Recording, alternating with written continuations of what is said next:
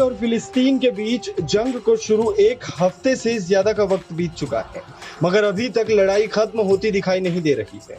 Israel के प्रधानमंत्री ने साफ कह दिया है कि इजराइल अब आतंकियों को किसी भी हालत में बचने नहीं देगा।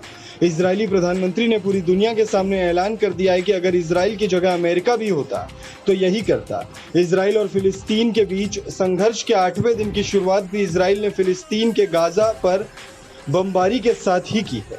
हालांकि गाजा की तरफ से भी रॉकेट दागने में कमी नहीं की गई।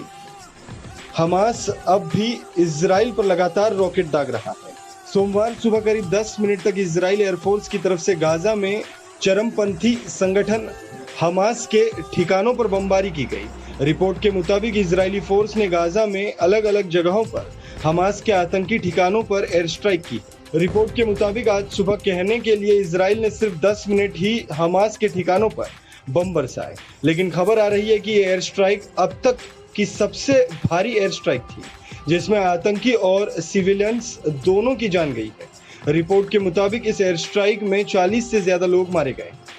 इजराइल डिफेंस फोर्स ने अपने बयान में कहा है कि वो सिर्फ आतंकियों को ही अपने टारगेट पर ले रहा है। उसका इरादा आम फिलिस्तीनियों को निशाना बनाने की नहीं है।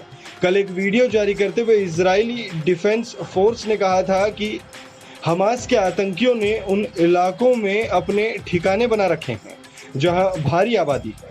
लोगों के बीच से हमास के आतंकी इजराइल पर रॉकेट दागता है और आम लोगों को नुकसान न पहुंचे, इसके लिए इजराइल डिफेंस फोर्स ने अपने कई ऑपरेशन को ऐन वक्त पर रोक भी दिया है।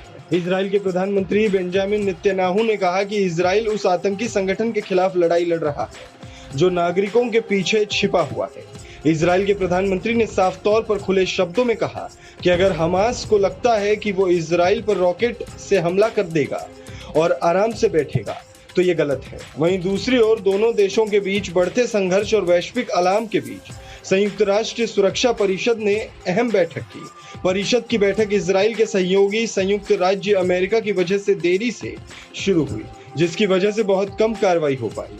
संयुक्त राष्ट्र महासचिव ने दोनों पक्षों से पूरी तरह से भयावह हिंसा को तुरंत खत्म करने का अनुरोध किया और इसे मानवता के लिए बड़े संकट की चेतावनी दी। हेलो फ्रेंड्स, मैं हूं वीरेंद्र और मैं हूं शान। हम आपके लिए लाए हैं एक ब्रांड न्यू शो नमस्ते बे एरिया, जिसमें आपके लिए लाएंगे matrimonial show MarriageLagan.com and Seiko immigration service, और होंगी ढेर सारी बातें आपके साथ every Sunday morning 10 AM to 11 AM। सुनना ना भूलना। रिश्ते स्वर्ग में बनते हैं, लेकिन धरती पर हम उन्हें मिलाते हैं। MarriageLagan.com। Dream it, believe it, and make it happen.